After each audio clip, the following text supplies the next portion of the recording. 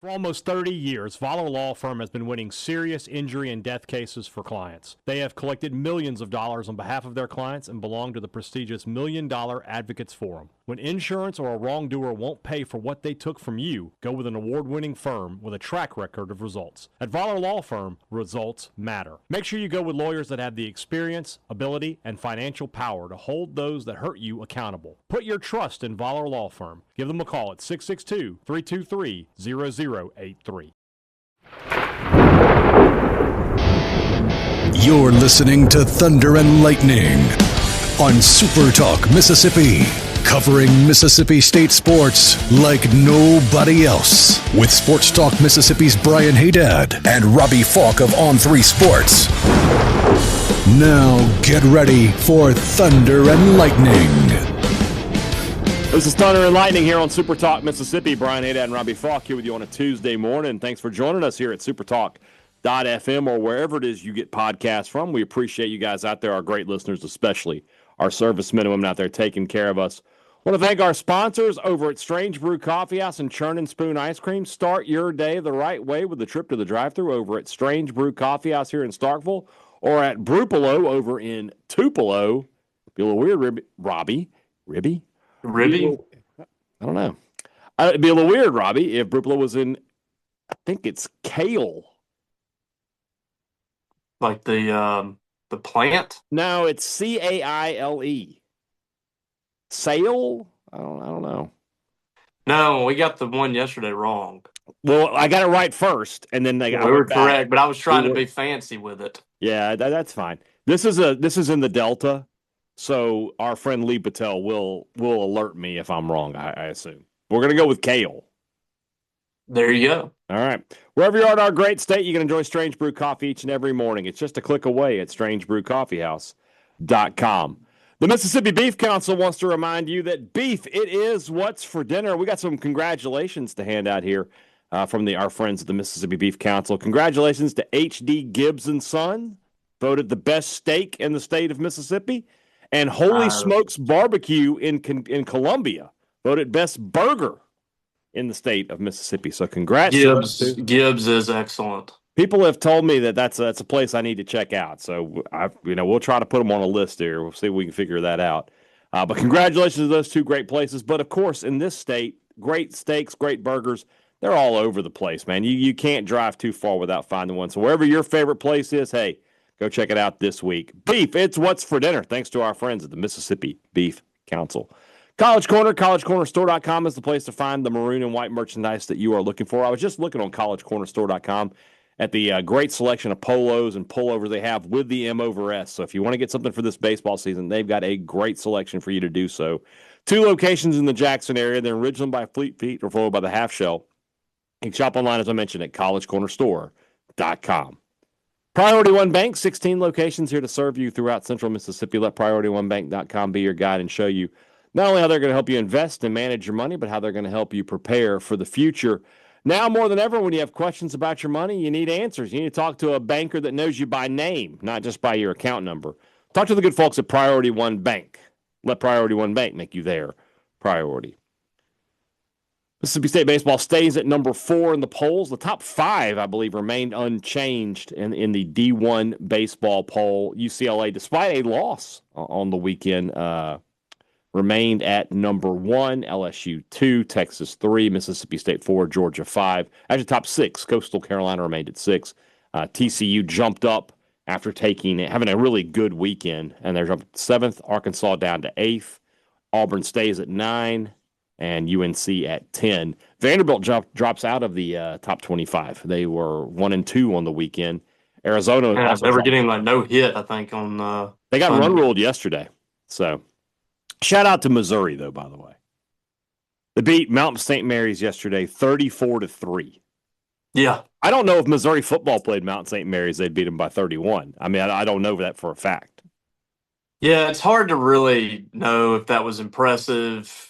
Like, if it was like a... They were so bad last year, Robbie. Let's just give this to them. We'll give them that. Good job, don't you guys. know that I don't know what the weather was, but I imagine it sucked. Because I remember... Now you got me curious. I remember a few years ago, State played at Missouri for baseball series when I was in Kansas City for the Sweet 16. Uh-huh. And it was like wind was blowing 20 miles an hour. It was like 35 degrees. It was awful. That was in March. I imagine it wasn't great yesterday.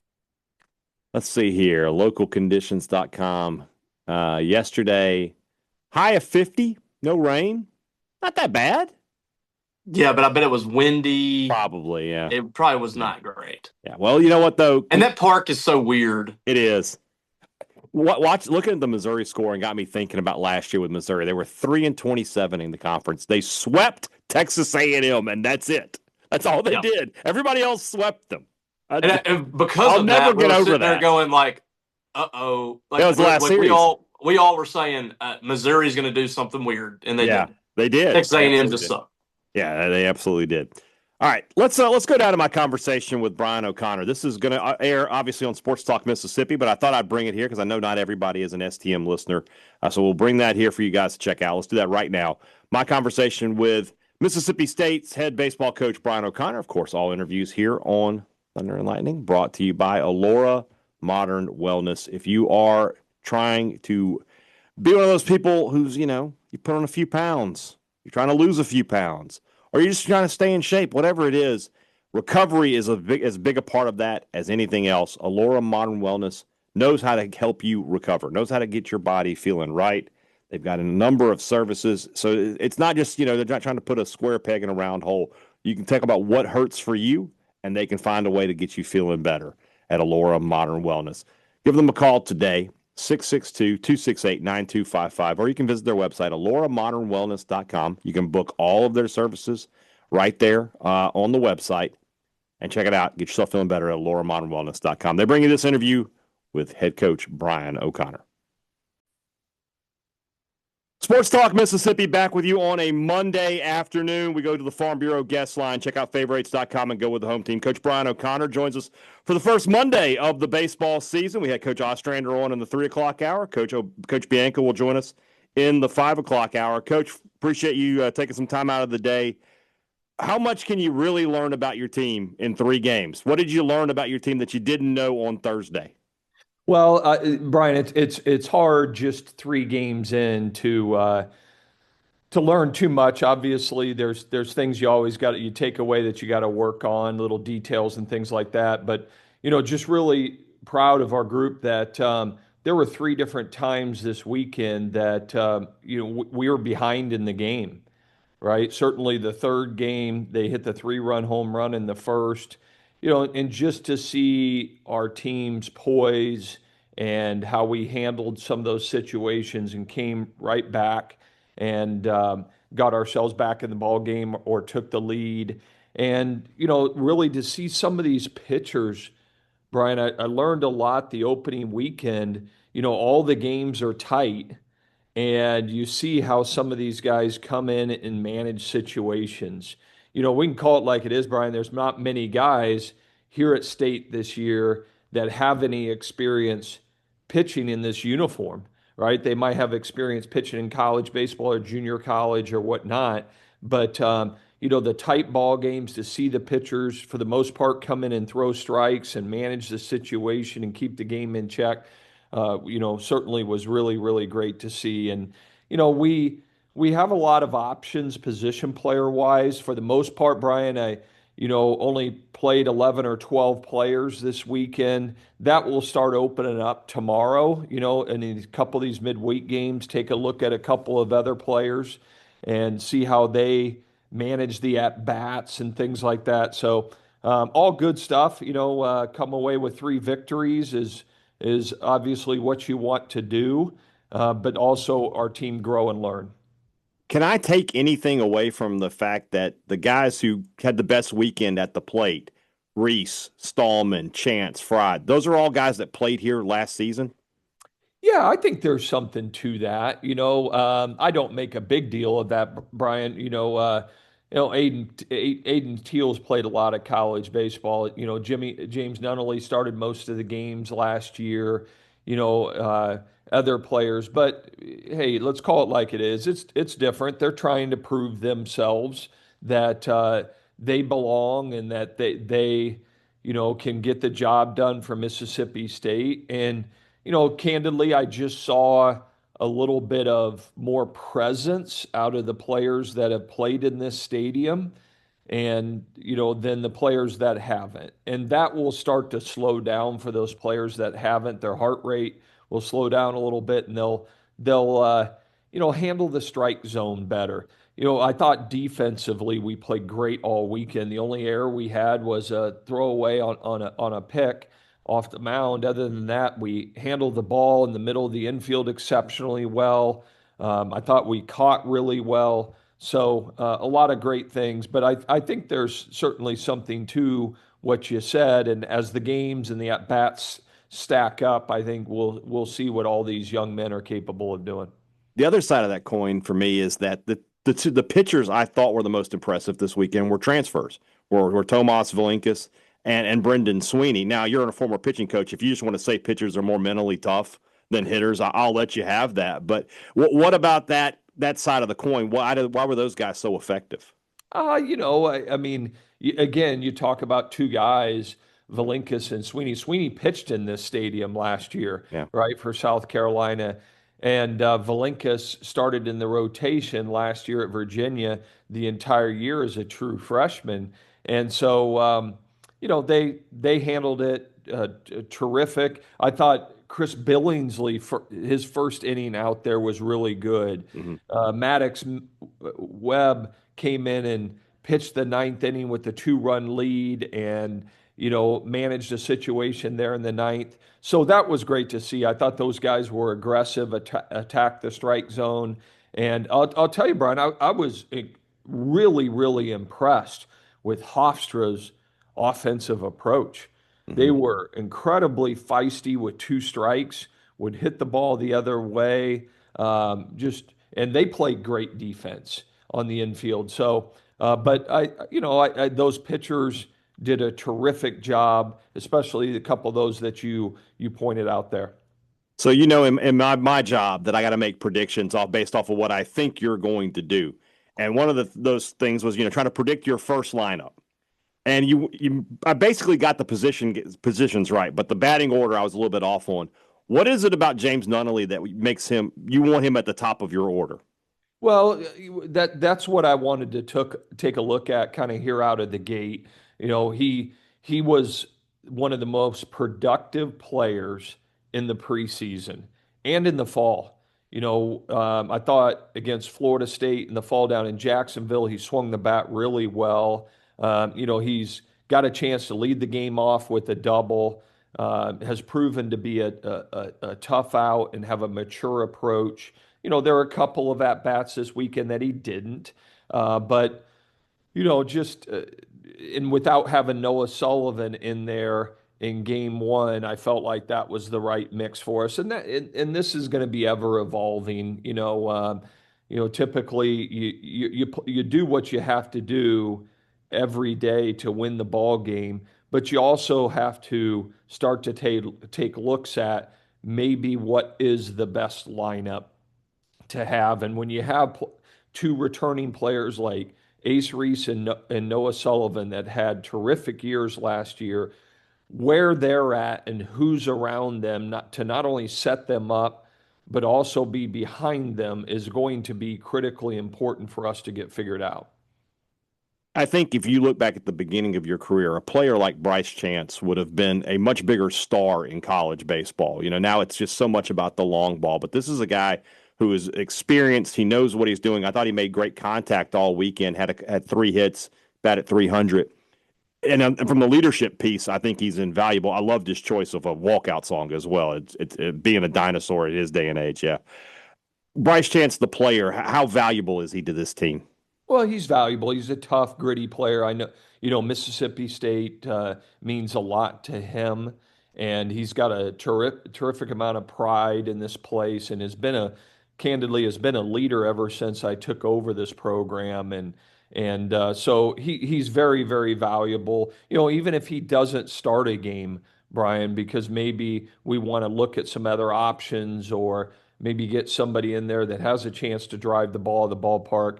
he can also come in the game late defensively. You can put him into pinch run. He's pretty versatile and certainly means a lot to this baseball program. Two midweek games coming up with Troy and Alcorn State. Troy is a very good program there and has been over the past few years. Have you made your decisions on who'll be throwing those games, who'll be getting the starts in those games? Yeah, well, we're still making the final decision on that, but on Wednesday. But Duke Stone will start on Tuesday, and we'll just kind of chop the game up. We're still at the point Duke threw on Friday 2 innings, and then we'll chop it up with a bunch of relievers. We'll find out more, who's available as they warm up for the game on Tuesday based on when they pitched and how many pitches they threw over the weekend. But we'll pour everything into Tuesday and do everything we can to win that game, and then turn our attention to the ball game on Wednesday. One last question here. We just about 90 seconds left. 12,200, I think, our opening day record. 12,600 for the doubleheader on Saturday. I knew the crowds would be big. They were bigger than even I thought they would be. How impressed were you with your fan support for week one? Oh, it was awesome. The fans are a big part of what make Mississippi State baseball great. They're so passionate, and as I reminded the players, they're all behind them. And they're so much into the ball game and every pitch. They know the game. And I know that they've been waiting for the baseball season to get started, and how much pride they have in this baseball program. And just awesome for the players, the coaches, and the staff to have that kind of support on opening weekend. Just shows why you coach at Mississippi State and why you choose to play at Mississippi State. I hope to continue to have these conversations with you deep into June and maybe even into July a little bit, Coach O'Connor. We'll be talking to you again soon. Coach Brian O'Connor, Mississippi State Baseball. Thanks so much. Thanks, Brian. Before you wouldn't let me speak on that Allure Modern Wellness, I was going to say I get to try them out for the first time. You haven't been? I thought you'd been. No, I've been in. I've seen everything. I took like a tour of it because I bought a gift card for my wife. Okay. But I've not actually experienced it. What are you doing? I got it's a gift card for like the full body chair massage thing. Oh, okay. Yeah. And then there's a couple other things on there. You do some cryo, man. I'm telling you. Get cold. I don't know if I would enjoy that. You'll feel good afterwards. I'm just telling you. It's just one of those things. I've heard that. I just don't like it's cold. 3 minutes. You put the headphones on, you listen to War Pigs for 3 minutes, and you get out. I think I would rather do like the infrared sauna. Don't they have an infrared sauna in there? You can get hot too. Yeah, I think I would rather do that. I like hot. Okay. I a lot more to do cold. So we're not the same. So we're a little opposite. He's a little bit country. I'm a little bit rock and roll. I think Brian O'Connor is somewhere in between. Probably so. He's an easy guy to please. All right, so Duke Stone getting the start on Tuesday. Breaking news from Brian Hadad. This is the only news I ever get to break. Is I get that I always will have. I should always be the one telling you who the midweek pitchers are. I will cherish. I'm going to guess that there's going to be a story that comes out that Duke Stone is starting with no attribution towards Brian Hadad. It just happened to fall in other people's laps, and they're just going to put the story out there. That's fine. No starter for Wednesday announced. He obviously wants to see who pitches on Tuesday. Playing against Alcorn. Look, no offense to the Braves, but who cares who's starting? You got to figure they're going to do a lot of guys, and it's going to be a big win for Mississippi State. But Troy is a good program, and State needs to take that game seriously. And it sounded like Brian O'Connor was doing that. I asked him about James Nunnally and what about him, and he did make it clear that like they're still trying to figure things out with this lineup. Right, it's not like James Nunnally locked in as that leadoff hitter, but he does like some of the qualities that he's bringing. And he said, more importantly than anything else, he had a great offseason. And he felt like he could be a spark plug at the top of the lineup for them. So that was interesting. I appreciate you asking that question for me because I don't know if we could have got it in otherwise. I got to be honest with you. So I'll tell you the little inside baseball here. So I'm like, he comes on the Zoom and I'm like, all right, so this is for the radio show, so we have a hard break. We got 10 minutes and 45 seconds at maximum to talk here. I was like, so you're a baseball coach. Here's the sign. If I do this, start wrapping it up. And he's like, all right, I got you. So about the 10-minute mark, I give him that, and he starts wrapping it up. I thought he did really well. Consummate but professional. I got 6 questions in, so Wow. I did good. So I was surprised. I had a 2-segment interview with him that first time I did the Thunder and How many Lightning questions? live. We had a 2-segment. I got to cut it. Yeah. So we could get to the break and do another segment. Right. Because there's so many things I want to ask the guy. Yeah. Oh no, and I that get was before it. the season even started. Now I want to ask him even more. And I've said this before. It's like with him, I got 6 questions. I mean, one of them was just who's starting the midweek. Not a whole lot of thought process there. With Lebby, if I want to do 10 minutes, I better come with like 11 questions. Right. I got to have it. I got to have one more question than minutes. I'm going to talk to him. He is not. He's under 1 minute per question for sure. Probably 30 seconds. He answers them the way he calls plays, fast. Yep. Which I know. Again, we've said this many times about Lebby. It's not like he's cutting us off and not answering our questions. He just talks fast, and that's probably me. O'Connor is a little more. And the long-winded's not the right word. Measured. Measured. That's great. Good job there. So looking ahead to this weekend, at the end of the day, Robbie, this could be a 4-1 week, right? Like they could lose to Troy. Troy is a good program. They came to Starkville last year and won. That game, if it doesn't go your way, it's not a season killer or anything like that. But you gotta beat Alcorn. You gotta sweep this weekend. If you're 4-1, fine. But if you're 5-0 and you're 8-0 going into next week, you're just absolutely on pace to do the things you want to do this season. We talk about it all the time. Non-conference losses, 3 is the maximum. 3 is the maximum. You can't. If you lose to UCLA and Arizona State, maybe you can get to 4 because those are good programs. But 3, if you want to host, 3 is the maximum. It just is. Just depends on who you're playing, really. Unless you're playing a killer non-conference schedule. You lose to Arizona State and UCLA, maybe Southern Miss and Troy. I think that's reasonable. But you have essentially 3 weeks to prepare for the SEC. Mm-hmm. I mean, you got these first 2 weekends in Starkville, plus what you have in the midweek, and then you go to Arlington, and then after Arlington, boom! I mean, you're right into it. So, and the first weekend is at Arkansas, a place where you just not So no it's you need to start seeing by next week. I told you Sunday for Monday. I told you that I felt like by Arlington, I could see that being their breakout weekend. Mm-hmm. Like maybe they have a few bumps in the road here in these first few games at home, but they still win because virtually every team they're playing is not a good team comparable to Mississippi State. Troy is a little more competitive, but that's still a game you should win too. Mm-hmm. You can play, you can be not at your best these first 2 weeks and you'd be fine. Yeah. But next week you got Austin Peay, who's they've lost to in Starkville before, but that's got a Austin good program Peay, though.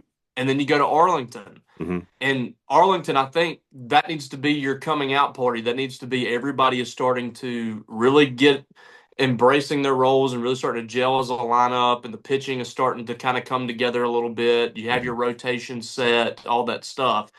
Because right after that, you got Southern Miss, and then you play your final weekend at home before you go to SEC play. So these next couple of weeks are going to be massive for Mississippi State. You would love for them to go 5-0 here this week, and I think the back half of this, the 4 games, Alcorn and the games against Delaware, those should all be wins. Mississippi State desperately needs to win those games. We'll see on Troy, but yeah. It would be nice to start seeing this team get better and better. I thought they got better, especially offensively, as this weekend went on. I don't really get upset about that Game 3 pitching performance. You had Chris Billingsley come in, who had never pitched on this level. And look, his first inning, he was really good. Yeah, he was. Yeah. So, I mean, you had Charlie Foster struggled and then got got back on track. Dane Burns, he had a big strikeout, then he walked a guy. I mean, walks, you're going to see some of those early on in the season. I didn't see anything that was super concerning from a pitching standpoint on that day. But offensively, you got better every game. Mm-hmm. You look at the first game, you have 3 hits. The second game, you had a couple of big hits in there, and you were able to pull away, and it was comfortable. And then third game, you got in a hole, and your offense dug you out of it. You had big hits in that game. You had doubles. You had your first home run.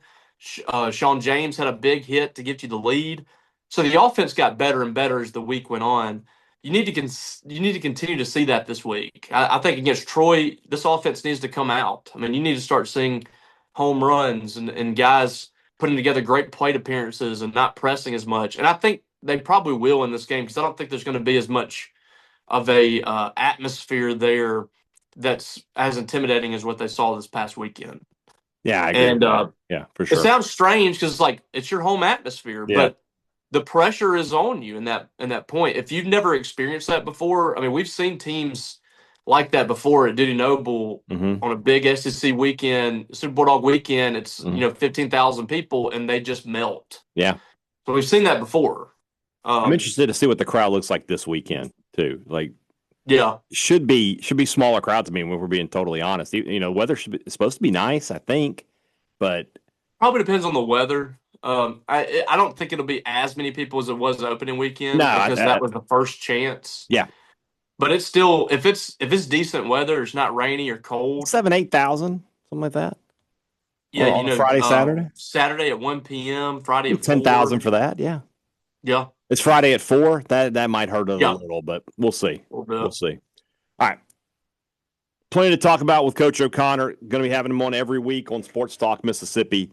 And we'll have these great I told him at the end of the interview, I was like, hopefully we're having these conversations deep into June. So we shall see. Let's move into we got a football positional breakdown to do. And that's brought to you by our friends over at Two Brothers Smoke Meats and the Older Brother. A lot of you guys were tweeting at me, I don't know about Robbie, but saying, hey, I got the wings this week, and they were fantastic. So please continue to support Two Brothers at Duty Noble Field, but support them elsewhere as well. Head over to Two Brothers during the week and grab some meal. You don't have to just get the wings, man. You can get that prime rib po' boy. You can get you can go on Taco Tuesday, which is today, and enjoy $2 tacos.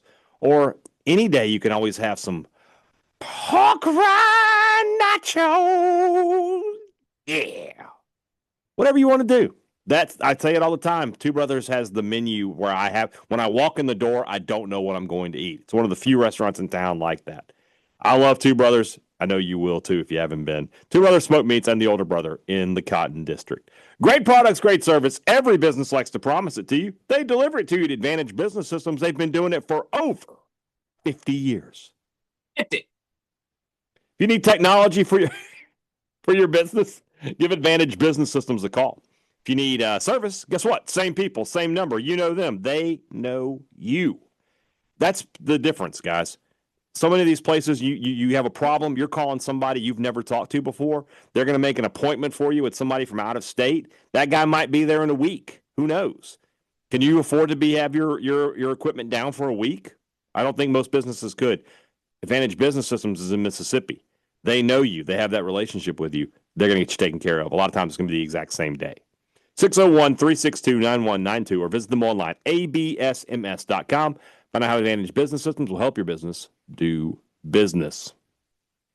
Maroon & Co. is the place to go for great Mississippi State gear here in the city of Starkville. Stuff you can't find anywhere else. Nobody has a bigger, better selection than Maroon & Co. Everybody else, kind of the same, kind of cookie cutter. Not at Maroon & Co. They've got stuff you can't find anywhere else. Use our promo code Thunder15 in-store or online at maroonandco.com when you shop, and you can save 15% off the regular price. Some exclusions do apply. Don't worry about those. Don't worry about those exclusions. You focus. You keep your eye on the ball. When you come to Mississippi State for a game, you make sure you go to Maroon & Co. Scruggs Farm, Lawn, and Garden. See, it's right there. It's right there on Robbie's hat. It's right there. It's right up there. They have what you want for less. If you want a hat, they got some sweet hats there. But if you want John Deere green and the hat's John Deere green on the side. But if you want the John Deere green on the mower, on the tractor, on the gator, then you need to head to Scruggs Farm, Lawn, and Garden. Great deals available this spring. 0% financing. for up to 60 months in some instances. Talk to their credit department. They'll put together a fantastic deal for you. Whatever you're looking for, John Deere Green, they've got it at Scruggs Farm Lawn and Garden in Saltillo, where they have what you want for less. If you're a landowner in the state of Mississippi, Good Hope Land and Timber. These are the folks to know. If you are a landowner and you own a couple hundred acres, or you own acres, I got the Lakers on the brain, or a couple thousand acres, Good Hope Land and Timber is here to help you make smart, sustainable, and profitable decisions regarding your land. And if you're trying to buy or sell land right now, Good Hope Land and Timber can certainly help you with that. Experts in their field, experts in your field. If you call Good Hope Land and Timber, they're locally trusted and landowner approved for a reason. Good Hope Land and Timber. All right, spring football. The countdown it continues. We're getting closer and closer to the start of spring practice. Should be about a month from today. Robbie, I forgot the date. You have it though, right? What do you remember what it was? No, I think it was like March 15th or something. So yeah, we're about a month away. Let's March talk about the running 16th, backs. something like that. I don't know. So I feel like just from a talent standpoint, I liked last year's group better coming into the season. You had Booth, you had Johnny Daniels, you bring in Fluff Bothwell. I was like, all right, this is a really solid room. State's offensive line issues hurt this group a lot because State could not run the football. They couldn't protect Blake Shapen. There was no running threat with Blake Shapen. And so the production was not quite where I thought it was going to be going into the season. You bring back Bothwell. Now, he is a legit guy. It's the guys after him that you're concerned about, right? You don't have the – last year coming into the season, you had 3 quality guys. You knew what you had with Booth, with Bothwell, and with Johnny Daniels. This year, you really only have Fluff Bothwell. So this spring, Robbie, is going to be about finding that second back, that complementary back. And I don't know that Xavier Gayton is going to get the first crack at being that guy. I think that he had his opportunities during the season, and he just didn't deliver on them. And I won't be totally surprised to see a guy like Colin Wilson or maybe one of the freshmen in Cooper Crosby or J.J. Hill end up being that guy when we get to the season. Maybe so. It's tougher transition than you think for those freshmen, but Colin Wilson, I thought showed some good things at times. He's a guy I think is definitely going to push that. I don't think it's set in stone at all. Xavier Gayton didn't do anything to lock that down. He had an opportunity with the last 2 games specifically and just didn't really see anything there. Also, I just don't know what to think of this running backs group because the offensive line was so bad. I don't think that they did anything to help this running backs group. So it's hard to really know how good some of these guys are because there's just no hole to run. I mean, they were getting hit immediately when they touched the football.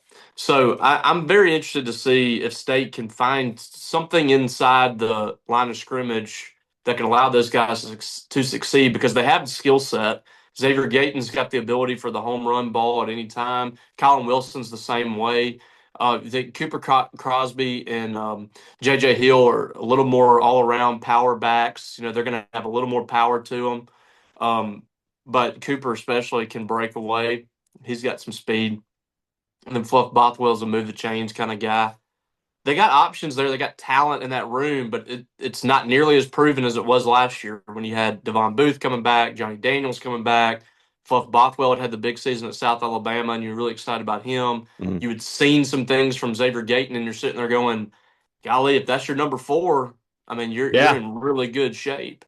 So I think it all starts with the line of scrimmage. State's got to be significantly better there. If they are better there, I think you'll see that in the running back room. But they need more from the running game this year. I mean, that was a little bit of a disappointment last season to not get more out of that group. I don't specifically blame them for it, but they weren't as good as advertised. So they've got to be better. Mm-hmm. But that's going to be a big point of emphasis here in the offseason is to make that running game a little bit better for you. And it probably will be in some respects with Kamario Taylor back there. If you're able to have him as another option, that helps in the run a ton. game, yeah.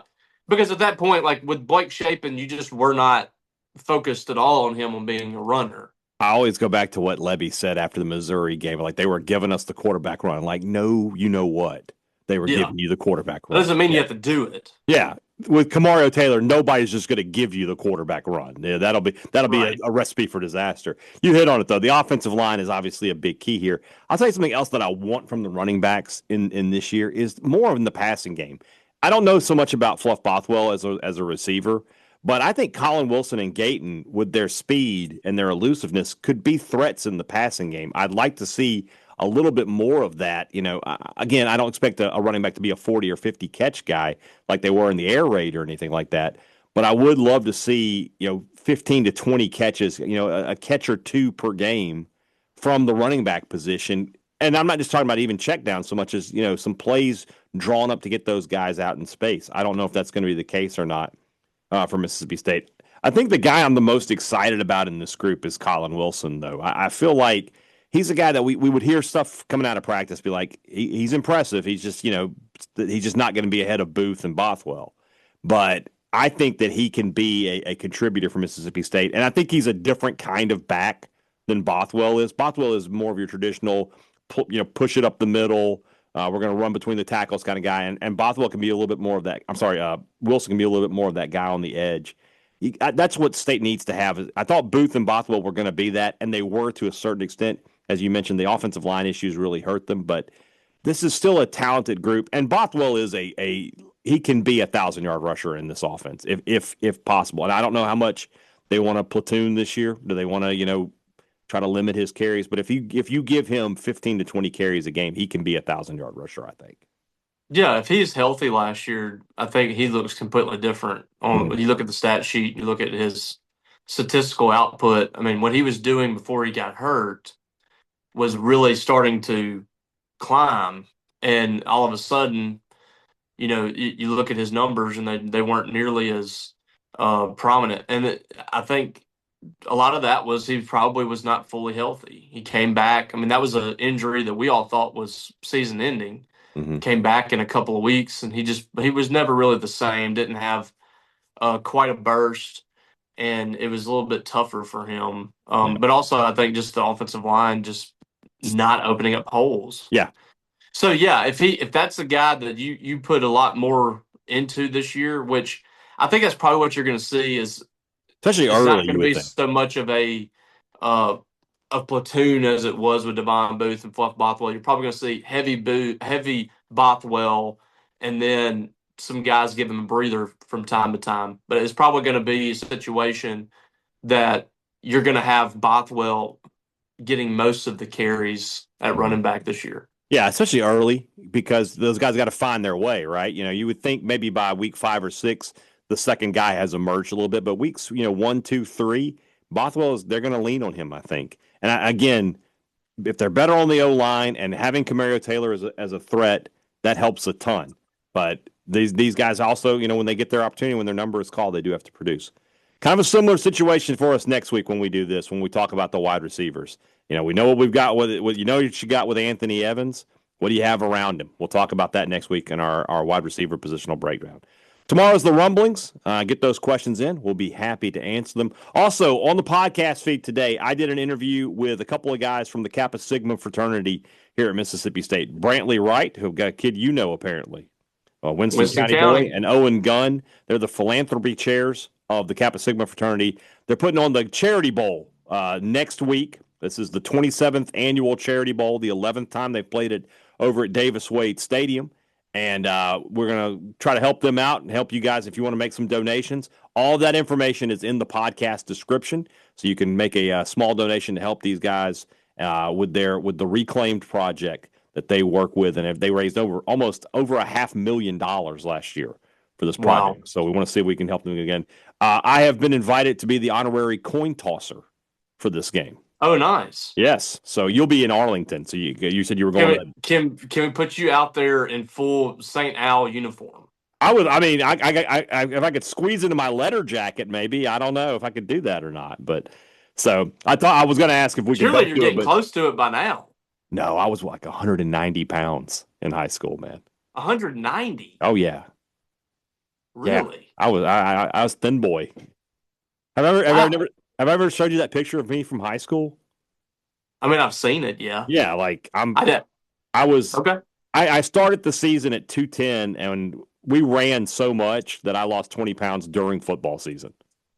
Like Wow. we ran every day. Like being in better shape than our opponents was a goal of our coaches. Well, that's So, what you got to do now. You got to run every day. yeah, well, there you go. But that said, I knew that you were going to be in Arlington, so I didn't suggest us. They asked if I would do it, and I was going to suggest we both be there. But since you're not going to be there, You're the hero here. I'm not trying to be a hero. I was going to tell them, just we should telling invite you. both of I know us. that you're going to Arlington, so you weren't going to be there. I don't believe you. I think you just found out I was going to Arlington, and so now you're trying to backtrack here. No. They asked me today about this coin toss thing. Just like the Gentile polos. Yeah, you're just incorrigible. All right. I try to do right by you. This is how you treat me. I don't think you tried to do right. I think you tried to do wrong. All I've ever done is why do you cut me, Robbie? I've always been loyal.